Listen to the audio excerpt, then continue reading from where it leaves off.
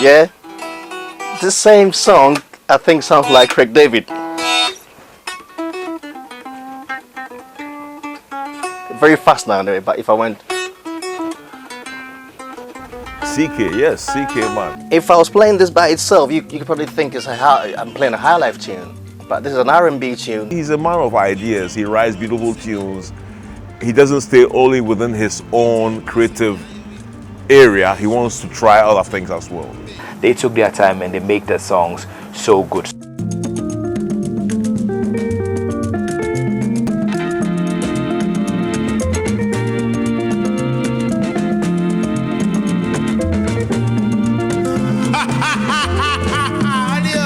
Ewa ne impa na setna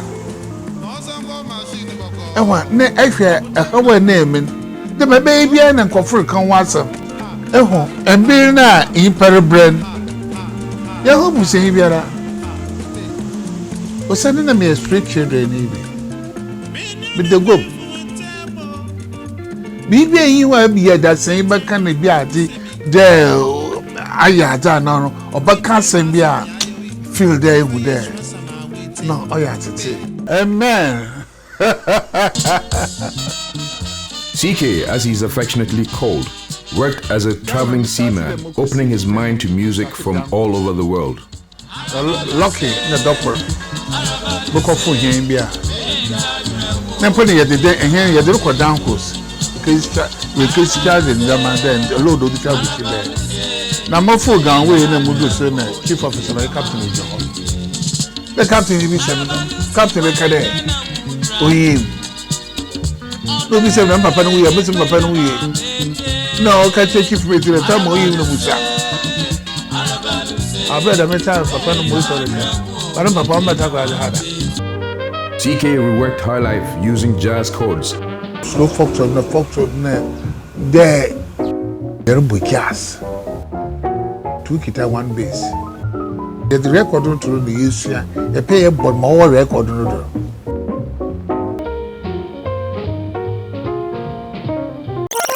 What be the way to What fun, no, you remember?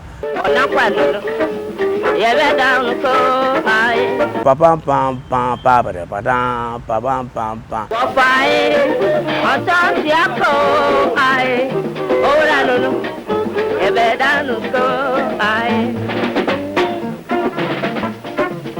Jazz influence.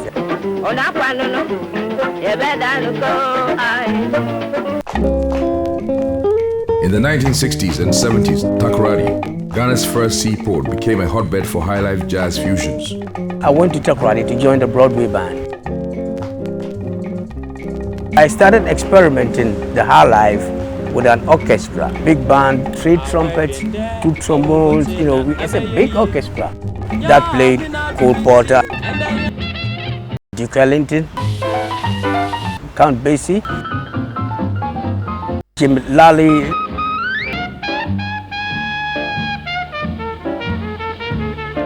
Basically, if you're playing Highlife, you could be playing jazz chords and still playing Highlife. You could be playing, other chords and playing the Highlife. If you take big band kind of Highlife, there's a lot of jazz in there. Even the drumming had a lot of, swing, and at the same time had the Ghanaian beats with the 4/4 and having that swing thing on the drums, and then the brass and everything. Even the solos they played, all the solos they played, you had Charlie Parker in the solos. You had you could hear lots of different people. You could hear but rich drumming in some of the drumming. We're trying to be versatile. We just weave through things. You don't play in once now. You have to learn so many things. And I was lucky. I played in a big band. I played all kinds of rhythms: waltz, quick step, tango, you name it. We played. So I had variational stargazers, glow masters, Uhuru, the Ghana Broadcasting Orchestra, all that. And I had my own band which I took to England, and all that. So in the old school, they used to call it old school. So I'm one of the old school guys, really. Inspired a new school. Think of John Coltrane and Miles Davis playing the Highlife.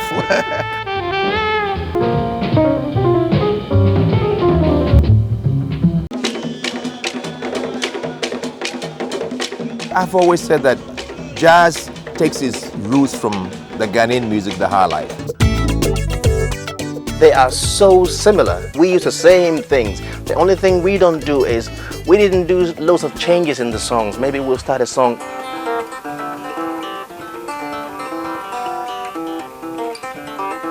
and maybe keep the same rhythm, because we Africans love to dance with music. We don't listen to the song with our ears, we listen to it with our feet. I started playing jazz music in the Gold Coast. Africa Speaks, America Answers was my first album. When I went to America, my main idea was to enhance jazz music. The harmonic construction of jazz had gone forward in giant steps, but the rhythm on which the whole music was built was very stagnant.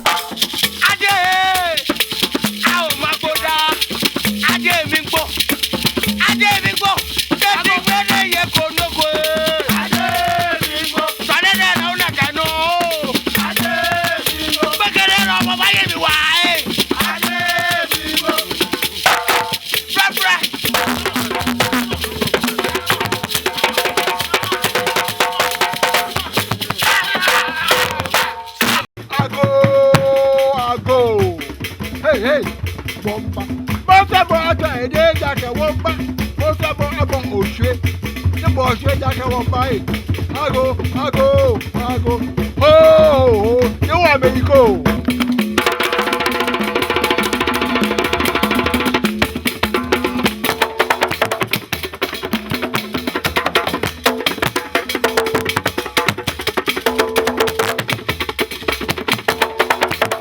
This was an almost magical event. Ghanaba, the Ghanaian jazz legend, in a rare performance with his son Glenn Warren and his group of fiery drummers.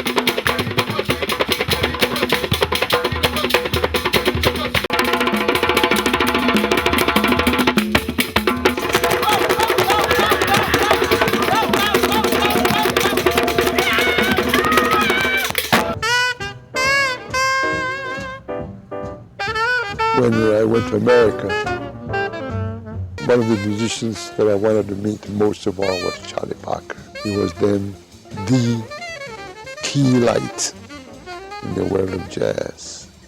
So I was in Chicago, and he came to play the Beehive nightclub. And so I went to dig him, you know. But when I was going to the place, to the nightclub, I didn't put on any white man's shirt and trousers and shit like that. I asserted my Africanness by going kente cloth and cap and everything like I always do, right?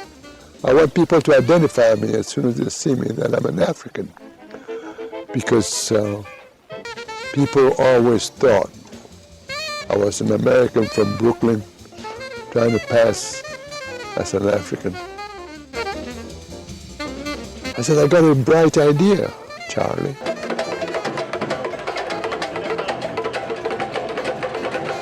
I'm going to make you an African chief. He says, ha, ha, ha, ha. I said, ho, ho, ho, ho. So how are you going to do that? So I bought a bottle of gin, you know, and I said, I will pray and pour libation and make you an African chief. He says, okay, boy, you go ahead. So I poured the libation, and I said, from today on, you, Charlie Parker, should be called Kofi, because That's my name. I was born on Friday. And I'm not going to ask you when you were born, but you take Kofi. And he says, Kofi? I said, yeah, what you Americans call coffee. Mr. Coffee is Kofi. So he laughed. I took my kente away, off me, and I took his coat off him. And I said, you wear this kente cloth to go with your chieftaincy, and I'll wear your coat as a visitor to your court. So I wrapped the kente cloth around him. He was laughing, everybody was laughing. And I wore his coat. And we took that memorable picture of Yard wearing a kente cloth. And he died a week after that meeting. Jazz. You can hear a dua with a 6/8 time, 4/4 time crossing it. Yeah. That's right. Then I say, give thanks to God.